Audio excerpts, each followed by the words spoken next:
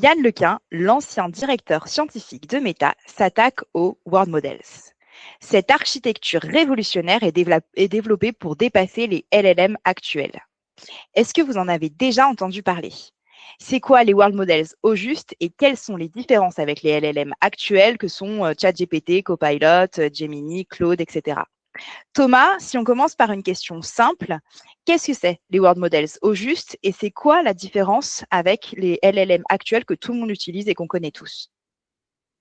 Salut Mélissa, alors, effectivement, question intéressante. Donc là, pour en revenir au LLM, ça veut dire Large Language Models. Ce sont des modèles larges de langage, donc qui traitent le texte d'abord et avant tout.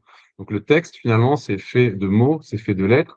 On a un nombre de lettres limité et on a un nombre de mots dans le dictionnaire limité. Donc les LLM, ils arrivent à deviner le mot d'après suite à une question, puis de mot en mot, ils arrivent à nous pondre une réponse simple, une réponse très longue, une réponse très très longue. Donc voilà, les LLM, ils jouent avec les mots, ils sont très bons à ça.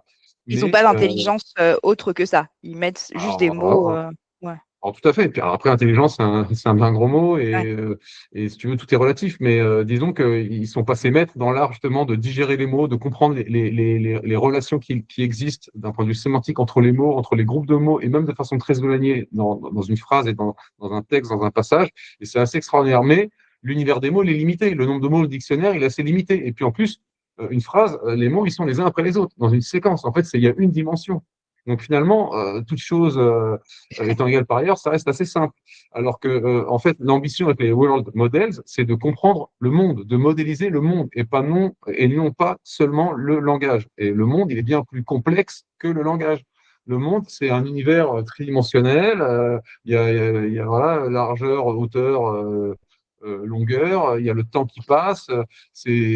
Donc c'est riche d'informations pour tous nos sens. C'est bien plus complexe. Et voilà. Donc, si tu veux, c'est un peu l'Himalaya de l'intelligence de pouvoir modéliser le monde. Alors que le texte, c'est important parce que finalement, nous, les êtres humains, on échange avec des mots et beaucoup de notre intelligence manifeste dans ce qu'on dit, dans ce qu'on comprend, dans ce qu'on peut exprimer. C'est pour ça d'ailleurs que un des tests de l'intelligence artificielle, c'était le fameux test de Turing qui consistait à pouvoir tromper un jury avec une IA en se faisant passer par un être humain sur la base du langage.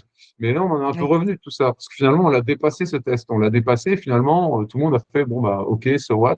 On est un peu passé à autre chose. Parce qu'on s'aperçoit que l'intelligence, c'est bien plus loin. C'est pas juste en mode perroquet pouvoir répondre exactement ce qu'il faut, parce que j'ai bien digéré tout le texte produit par l'humanité. Non, l'intelligence, il faut comprendre aussi. Il y a des questions de logique et des fois, les LLM vont tomber dans des pièges tout bêtes.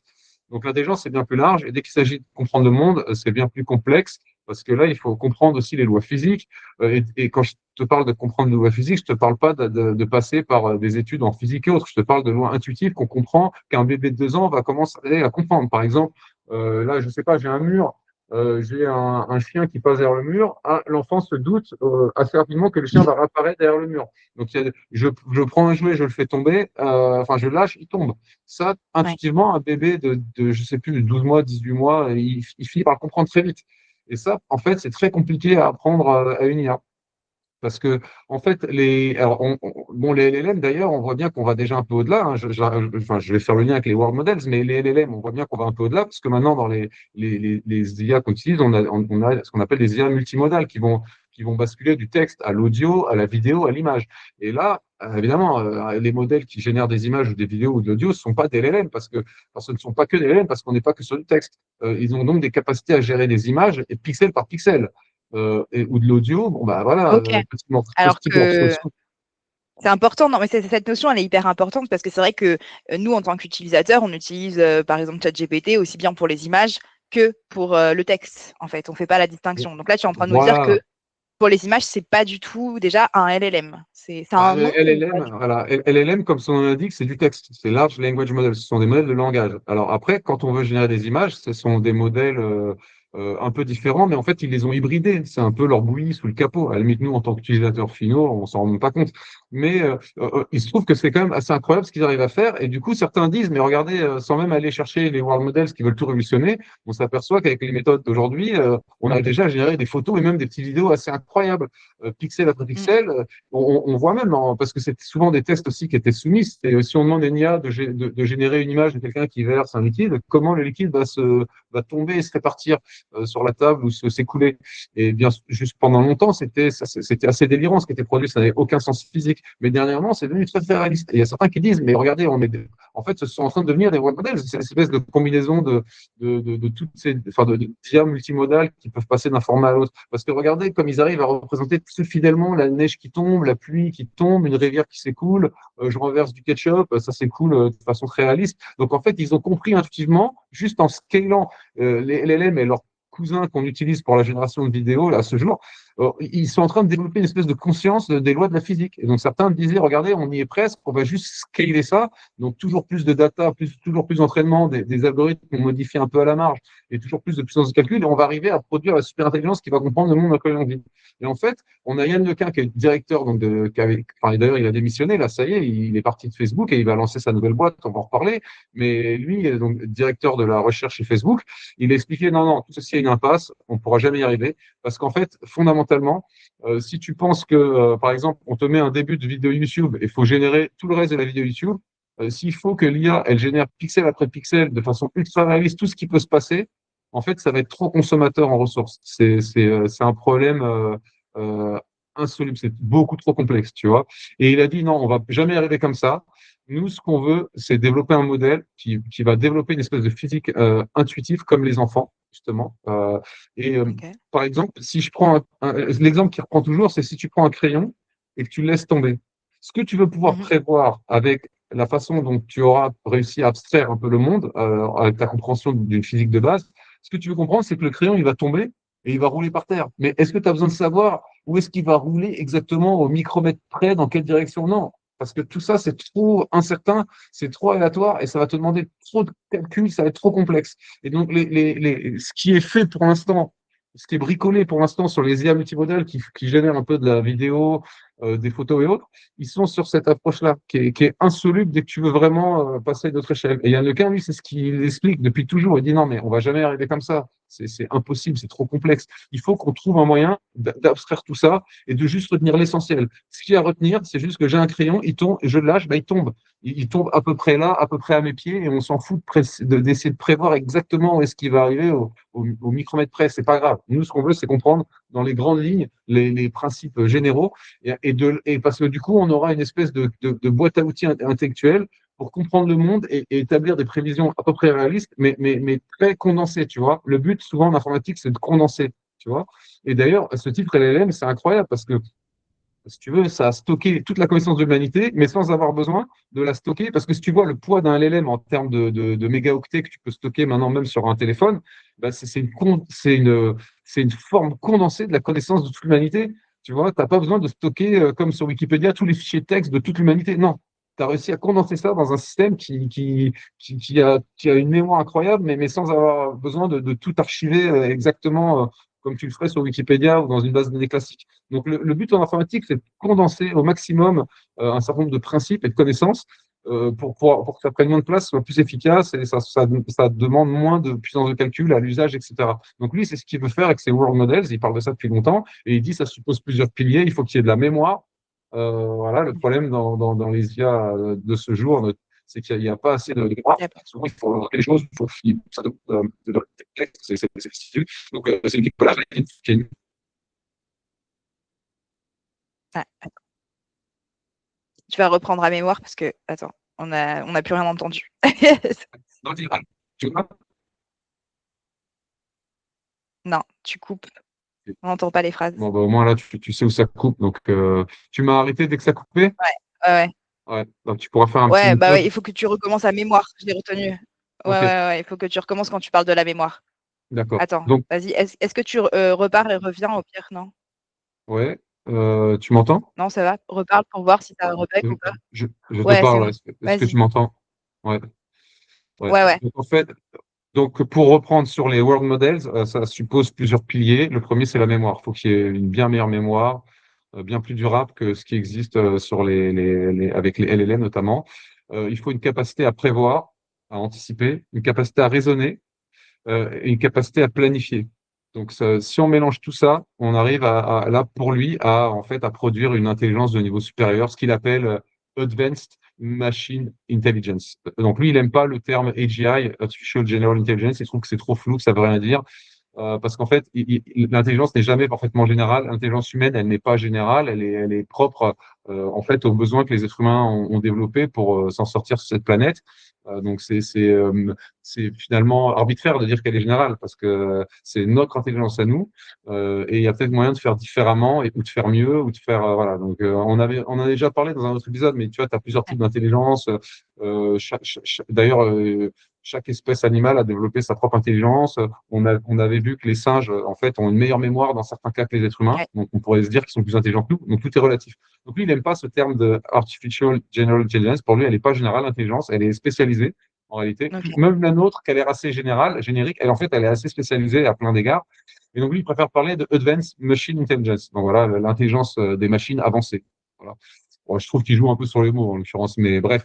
Donc voilà, pour arriver vraiment à ça et à un niveau très très avancé, voilà, il va falloir pouvoir prévoir, anticiper, planifier. Donc prévoir, ça veut dire que tu comprends comment le monde fonctionne. Tu sais que si je lâche un stylo, il va tomber. Du coup, une fois que tu sais ça, tu peux commencer à raisonner par étapes et à faire un plan. Tu vois, c'est pas, tu peux planifier à moyen, à long terme des tâches de plus en plus compliquées parce que tu vas enchaîner des étapes. C'est un peu comme le joueur d'échecs qui raisonne 5 coups à l'avance, tu vois, 6 coups, 10 coups à l'avance. Là, tu peux commencer à avoir une intelligence encore plus avancée si elle peut planifier suffisamment à l'avance. Et tout ça, encore une fois, sur la base de la mémoire. Donc ça, c'est très important pour ces world models, pour comprendre le monde tel qu'il il existe. Et pour Et revenir sur la... Ouais, je t'en prie. ouais. Oui, justement, du coup, je me posais une question. Est-ce que finalement les world models, c'est la même chose que l'IA agentique dont on parlait dans une précédente vidéo? Parce que du coup, c'est l'évolution enfin, c'est pas forcément l'évolution des LLM, c'est ce qui va permettre, si, de faire des choses qui sont techniquement plus avancées. Mais qu'est-ce que ça va permettre exactement? Est-ce que c'est les world models, ça va nous permettre, par exemple, comme on disait, de donner le pouvoir d'une entreprise à une IA et puis qu'elle puisse commander des tâches un peu partout, qu'elle puisse réserver tes avions, etc. et prévoir ton voyage, par exemple? Ou est-ce que c'est une étape pour aller jusqu'aux IA agentiques ou est-ce que je confonds tout?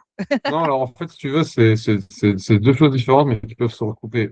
L'IA agentique, c'est une IA qui n'est pas juste là en mode oracle, tu lui poses une question, elle te répond. L'IA agentique, c'est une IA à qui tu vas donner des moyens d'action dans le monde réel ou sur Internet, à qui tu vas confier une mission en général qui va se décomposer en plusieurs étapes et tu vas laisser l'IA tourner. Donc, par exemple, tu vas lui dire, je veux que tu me réserves toutes mes vacances. Donc, en fait, l'IA, qu'est-ce qu'elle va faire? Elle va se poser des questions. Et d'ailleurs, en général, ça va faire intervenir plusieurs IA et parfois des LLM.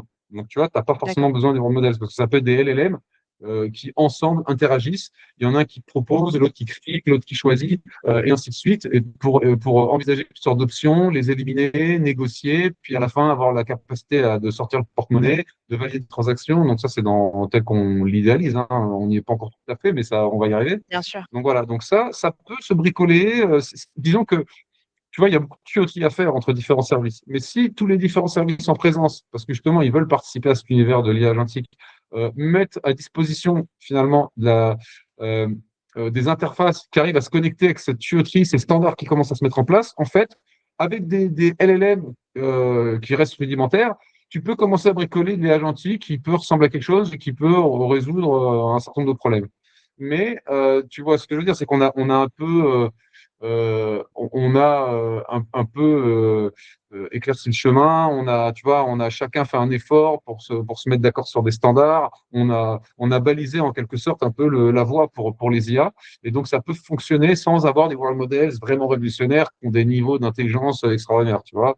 Mais c'est évident que si quand tu commences à vouloir développer des agents tu les équipes avec une intelligence qui est supérieure et qui repose sur les world models, bah, ils devraient être encore meilleurs. D'ailleurs, c'est le pari que fait Yann Lequin avec sa boîte qu'il est en train de lancer. Donc ça, il va y avoir un grand pan dédié à la recherche, mais il y a toute une partie où il y a avec une logique commerciale, il y a avec des POC, hein, des proof of concept qui sont en train de développer avec des industriels. L'idée, c'est de résoudre très concrètement des problèmes en entreprise pour mieux comprendre les données, mieux savoir comment les interpréter et développer derrière des plans d'action pour optimiser tel ou tel processus. Et donc, évidemment, ça va finir par être utilisé aussi pour déployer des agents. Donc, des agents, tu peux déjà en faire avec des LLM. plusieurs LLM qui sont intégrés les uns aux autres. Il y avait aussi tout ce qui était reasoning models, où en fait, tu utilisais un agent qui émet une hypothèse, l'autre qui la critique. Et en fait, si tu fais interagir des agents entre eux qui se critiquent les uns les autres, tu arrives à une réponse beaucoup plus construite, beaucoup plus, Ouais, beaucoup, d'accord. enfin, qui est probablement meilleure que si tu as juste demandé une fois à LLM de s'exprimer, et puis là, il te répond, ou là, il y a toujours un petit risque de fabulation. Donc déjà, rien qu'en bricolant avec des LLM, toujours en mode un peu oracle, on parvenait à les faire mieux réfléchir. Donc là, l'IA agentique, ça va encore au-delà, c'est que tu les fais interagir à encore plus de niveaux, et tu leur donnes des moyens d'action. Bon, tu peux le faire avec des LLM, mais c'est sûr que si demain tu as des modèles encore plus puissants, bah, ça sera encore meilleur, et tu pourras aussi faire des agents. Donc ça peut être, oui, l'IA agentique, à mon avis, basculera sur les world models le jour où ils sont disponibles et qu'ils ont montré leur efficacité. Hein. Ça, c'est D'accord. évident. Et pour Ok. revenir aussi à ce que je disais, c'est que l'image que prend Yann Lequin, que j'aime beaucoup, c'est que en fait, l'entraînement textuel qui est fait pour les LLM, c'est vrai qu'on te parle de volume de data énormissime. Alors, c'est un des critères, tu as la puissance de calcul, mais tu as, la quantité d'informations qui va être ingérée pour entraîner le modèle. Et en fait, quand tu compares ça en fait à ce qu'un bébé découvre et apprend, alors évidemment, le bébé, il sait pas lire, mais en fait, certes, il ne sait pas lire, mais il analyse son environnement avec ses yeux, avec ses oreilles. Et si tu mesures en octets, en fait, parce que tu peux mesurer en octets différents types d'informations, ça peut être du texte, alors c'est très léger le texte, du coup, il y a beaucoup d'informations possiblement que portées dans un octet. Mais si tu prends l'environnement visuel, auditif dans lequel baigne un enfant, en fait, il y a énormément d'informations. Ça peut être tout de suite très lourd en octets, en fait, tout ce que voit un enfant entre 0 et 4 ans. Là, il y a une stat, il dit entre 0 et 4 ans, l'enfant a vu l'équivalent de 10 puissance 5 octets. Donc, c'est 1 pétabyte. C'est énorme. Donc, c'est une quantité d'informations hallucinante. Donc, en fait, on sous-estime, parce que c'est un paradoxe souvent, c'est que ce qui nous paraît simple, en fait, est très compliqué. Par exemple, c'est pour ça qu'on a du mal en robotique. Parce que nous, c'est très simple de lancer une balle de tennis et de la rattraper, mais on a mis beaucoup de temps à le faire faire au robot. Et ben, ouais, les enfants, ce qu'ils font, ça nous paraît très simple, mais en fait, c'est un apprentissage qui repose sur énormément d'informations. Ils ont digéré des heures et des heures de vidéos, enfin de vidéos d'images tridimensionnelles de leur univers pour comprendre Ok. justement ces lois de la physique, comprendre ce qui se passe dans ce monde, tu vois, ce que c'est qu'un chat, ce que c'est qu'un chien, etc. Donc à leur manière, quoi. Tu vois, on n'est pas câblé comme des large language models. On a des world models qui sont peut-être déjà, on considère qu'il y en a qui sont à peu près imprimés dans notre cerveau de façon très Ok. basique, mais après qui sont développés, enrichis à la naissance dès qu'on est soumis à tous ces stimuli visuels, auditifs en tout genre. Donc lui, c'est ça qu'il veut recopier. Il dit toujours, bah, on va essayer déjà de faire une IA aussi intelligente qu'un rat, ensuite qu'un chat, un chien, et puis un singe, et puis à terme, peut-être qu'on fera quelque chose aussi avancé, aussi advanced que les êtres humains, peut-être. Mais lui, on en est encore loin. Et pour lui, LLM, c'est une grosse diversion. C'est pas du tout comme ça que l'intelligence doit se construire, parce que il manque toute la partie logique. Les LLM, c'est vraiment le mot d'après, quoi. C'est très Ouais, c'est une suite limité. de mots, ouais. Ça peut affabuler. Les LLM vont te dire une réponse qui a l'air d'être bonne, mais elle n'est pas forcément bonne. Elle va souvent être bonne, mais pas tout le temps, parce que tu peux toujours le piéger d'un point de vue logique, dans bien des cas. Sauf s'il est bien entraîné sur des données mathématiques et tout, là, il peut commencer aussi à avoir des raisonnements assez incroyables en mathématiques et même à résoudre des problèmes. Mais bon, il a beaucoup été entraîné en ce sens que pour ça. Donc, est-ce qu'il est aussi général qu'il le faudrait? Pas autant que si tu passes par les world models, d'après ce que nous dit Yann Lequin. Et du coup, justement, on en est où aujourd'hui de ces world models? Donc, tu nous dis que Yann Lequin est en train d'ouvrir son entreprise ou l'a déjà ouverte. Est-ce qu'il a déjà commencé à générer un premier modèle? Pas du tout. Est-ce qu'il ambitionne de le faire? Où est-ce qu'il en est aujourd'hui? Tu sais un peu? Oui, alors en fait, il a commencé ses travaux il y a déjà plusieurs années chez Facebook. Voilà. Parce que Ok. chez De Facebook, méta, si tu ouais. veux, tu avais le département dédié à la recherche de pointe que lui, il animait. Puis après, tu as ceux qui essaient de développer des large language models, en fait, si tu veux. Et si tu veux, bon, ils communiquaient, mais à peine. Mais les large language models, c'était important pour Meta parce que c'était ce qui leur permettait de se positionner en concurrence face à ChatGPT, à Google et autres. Donc, c'était important qu'ils bossent là-dessus. Mais ça n'intéressait pas trop Yann Lequin. Lui, il était déjà passé à autre chose. Et il y a eu un gros problème en interne parce que ils étaient tellement à la ramasse, l'équipe en charge des LLM chez Meta, ils ont un peu bidouillé certains résultats lorsqu'ils ont sorti leur dernier modèle. Et ça, c'est su. Voilà, parce qu'en fait, ça a été très déceptif, très décevant quand ils ont sorti le modèle. Beaucoup l'ont trouvé pas aussi bon que ce qu'ils annonçaient. Donc après, on s'est rendu compte que effectivement, c'était louche. Et en interne, là, Mark Zuckerberg, il a perdu toute confiance dans l'équipe qui s'était occupée des LLM parce qu'ils se sont dit, attendez les gars, vous arrivez après la bataille, vous êtes à la ramasse, vous avez bidouillé les résultats. Bon, j'ai plus confiance en vous. Donc en fait, il a viré un certain nombre de personnes, il a recruté une toute nouvelle équipe pour l'IA avec notamment un jeune qui a 29 ans, 28 ans, Alexander Wang, qu'il a fait venir à prix d'or, hein, donc un transfert digne du football, quoi. C'est insolent. Et il a fait venir avec lui aussi plein d'autres personnes. Donc, il a complètement changé l'équipe en charge de l'IA pour vraiment pouvoir concurrencer dignement Google et ChatGPT sur ces LLM et ces technologies du moment. Mais du coup, ça a marginalisé encore plus Yann Lequin.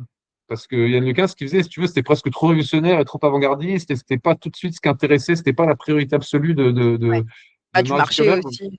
Ouais. Donc, je pense qu'il y a eu une dissonance à ce niveau-là. Et en fait, Yann Lequin, il s'est retrouvé à devoir reporter à ce mec-là. Donc, imagine, le gars, il a gagné l'équivalent du prix Nobel. Il a 60 ans. Et on lui explique que du jour au lendemain, il doit reporter à un jeune de 29 ans qui connaît rien au monde de la recherche. Et donc là, il a eu ce message dans une interview récemment. Yann Lequin, il a dit, moi, attendez, on n'explique pas à un chercheur ce qu'il doit faire. Le chercheur, il cherche un peu sur ce qu'il veut et il trouve éventuellement. Et on explique encore moins à un chercheur comme moi ce que je dois faire. Donc là, en gros, il réglait ses comptes quoi, dans la presse. Il a dit, il a expliqué pourquoi il est parti. Donc, mais moi, je l'ai senti, de toute façon, dès qu'ils ont euh, mené tous ces chamboulements, j'ai senti que de toute façon, il y en avait qu'un, sans doute, il partirait. Donc en fait, il avait quand même bien avancé ses travaux sur ces world models. Avec quelques premiers résultats intéressants justement sur la prédiction de ce qui va se passer dans une vidéo. Tu sais, tu lui fais regarder le début de la vidéo, après tu mets sur pause et il arrive à deviner ce qui va se passer. Comme je te disais, pas dans les moindres détails, pixel par pixel, mais de façon assez générique, mais surtout en consommant une puissance de calcul moindre, donc avec une certaine efficacité. Il y avait des résultats qui commençaient à être assez probants et assez encourageants. Et donc là, en fait, il s'est dit, bon, bah, de toute façon, ce que je fais, ça intéresse Meta, mais ça ne l'intéresse pas autant que, ce que je pourrais en faire si je le faisais dehors. Parce que si je le fais dehors, ça va intéresser beaucoup plus de monde. Donc, en fait, je vais me restreindre si je reste chez Meta.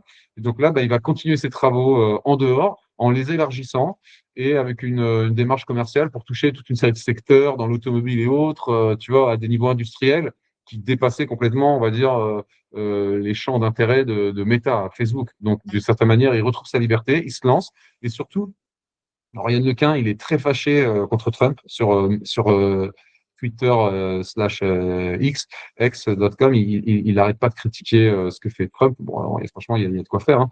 Et donc, bon, là, il a une volonté aussi de s'émanciper un peu des États-Unis, parce que Yann Lequin, c'est un Français, mais qui est devenu américain. Hein. Il est là-bas depuis des dizaines d'années. Et donc, le siège de la boîte qu'il va créer sera à Paris. Voilà. D'accord. Et il y aura des bureaux à Montréal, à New York, à Paris et à Singapour. Donc, il y aura 4 bureaux dans le monde pour commencer. Donc, une équipe multiculturelle, multinationale, internationale d'entrée de jeu.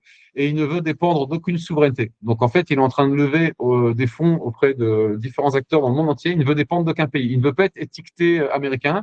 Il ne veut pas non plus être étiqueté trop français comme Mistral. Il pense que Mistral est tombé un peu dans le piège d'être étiqueté franco-français. Donc, il veut Ouais. s'en émanciper de ça. Et voilà, donc il veut avoir le champ libre, il se lance sur les world models, il veut être étiqueté, voilà, moi je suis agnostique, je suis international, il est très ambitieux, alors lui, il s'est entouré de cofondateurs qui s'y connaissent aussi en IA, qui vont l'aider sur la partie commerciale. Donc c'est un projet très très intéressant à suivre, qui captive toute la planète IA, donc on va voir ce que ça donne, et il nous annonce un premier modèle dans un an, je crois un peu moins d'un an, donc un Ah modèle ouais, haute c'est rapide, décision. hein. Ok. Ouais, assez rapide, voilà. Donc là, ils vont y mettre les moyens, ils vont lever beaucoup d'argent, donc ça va être à suivre. Mais voilà, lui, ce qui est intéressant, encore une fois, c'est que lui, il s'est bien engagé. Il a mouillé sa chemise, il a dit les LLM, ça va être une impasse. Les world models, ça va être la révolution. Bah, on va voir. On va voir. Ok, on refera certainement un épisode de podcast sur ça prochainement, en tout cas, peut-être dans moins d'un an. Merci en tout cas, Thomas, de nous avoir un petit peu expliqué tout ce que c'était les World Models et on a hâte de découvrir la suite. Je t'en prie, merci, à la prochaine. Merci.